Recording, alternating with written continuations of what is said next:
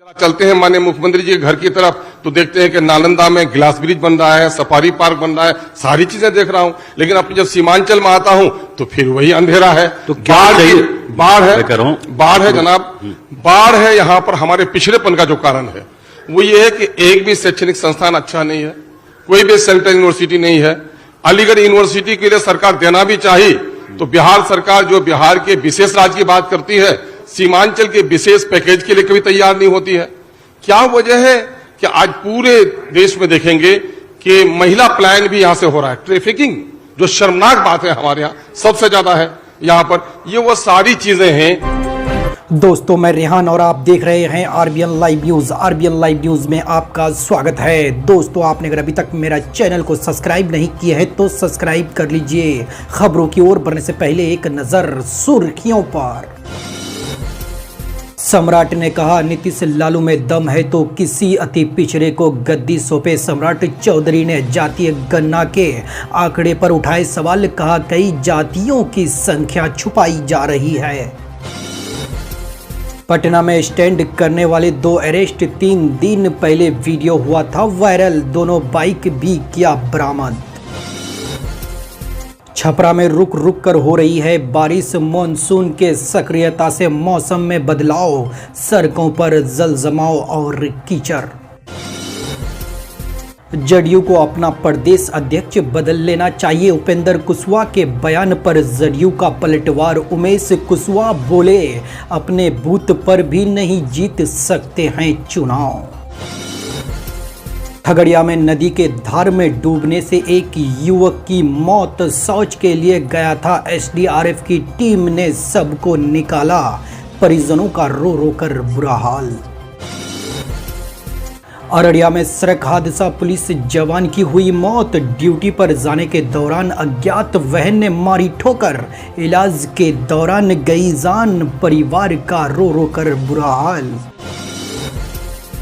भोजपुर में सांप के डसने से छात्र की हुई मौत। छात्र मां बहन के साथ घर में सो रही थी। झाड़ फूंक के दौरान गई जान। घर वालों का रो रो कर बुरा हाल। नीतीश कुमार के साथ बीजेपी कभी समझौता नहीं करेगी। कैलाशपति मिश्रा के जन्म शताब्दी समारोह को लेकर बैठक। प्रदेश प्रवक्ता योगेंद्र पासवान ने सीएम पर साधा निशाना। जहानाबाद में वार्ड सदस्यों ने दिया धरना प्रदर्शन। सरकार के सौतेलापन रवैया के खिलाफ नीतीश कुमार के विरोध में जमकर किया नारेबाजी। नोखा में तेज बरसात से गिरी मकान, बाल बाल बचे 5 लोग। परिवार का आरोप, आवास योजना में चयन के बाद भी नहीं मिल पाया है राशि।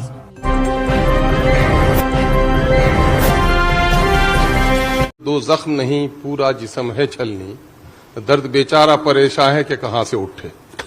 अभी आपने देखा होगा बहुत अच्छा, चाहे विद्या बहार की बात आई होगी, चाहे आर बाजार की बात आई होगी, ये प्राइवेट सेक्टर की कोशिशें हैं जी।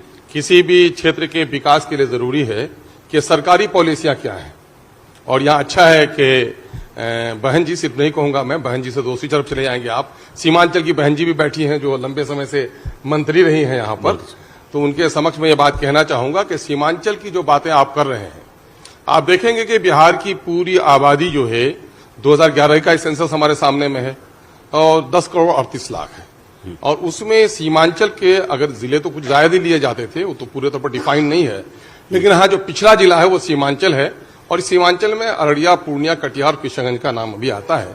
और इन कटिहार, किशनगंज, पूर्णिया, अररिया को अगर आप जोड़ लें तो 1 करोड़ 8 लाख की आबादी है, 1/10 ऑफ बिहार। लेकिन आप देखेंगे कि बिहार में जो भी तरक्की के प्रोग्राम्स हो रहे हैं, अगर इस इलाके का मूल्यांकन करेंगे आप तो एक बात मैं कहता हूं कि स्वतंत्रता प्राप्ति के वक्त ये इलाका बिहार के दूसरे हिस्से से खुशहाल था।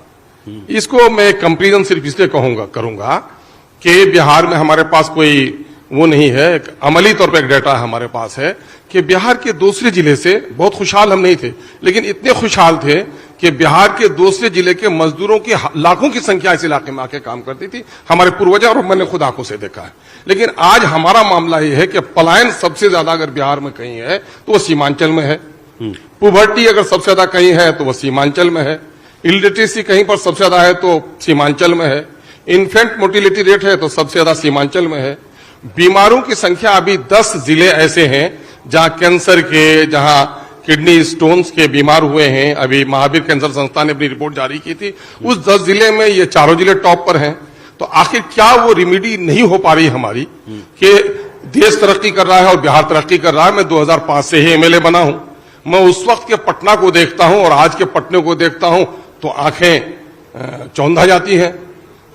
कहां पटना में फ्लाईओवर बन रहा है, वहां पर गंगा पर 5-5 किलोमीटर पर ब्रिजेस बन रहे हैं और मेरीन ड्राइव बन रहा है, मेट्रो का काम चल रहा है, म्यूजियम को दूसरे म्यूजियम से जोड़ने के लिए वहां टनल बनाए जा रहे हैं। ये सारा कुछ हो रहा है। जरा चलते हैं माननीय मुख्यमंत्री जी के घर की तरफ तो देखते हैं कि नालंदा में ग्लास ब्रिज बन रहा है, सफारी पार्क बन रहा है, सारी चीजें देख रहा हूं। लेकिन अपनी जब सीमांचल में आता हूं तो फिर वही अंधेरा है। तो बाढ़ है जनाब, बाढ़ है। यहां पर हमारे पिछड़ेपन का जो कारण है वो ये है कि एक भी शैक्षणिक संस्थान अच्छा नहीं है, कोई भी सेंट्रल यूनिवर्सिटी नहीं है।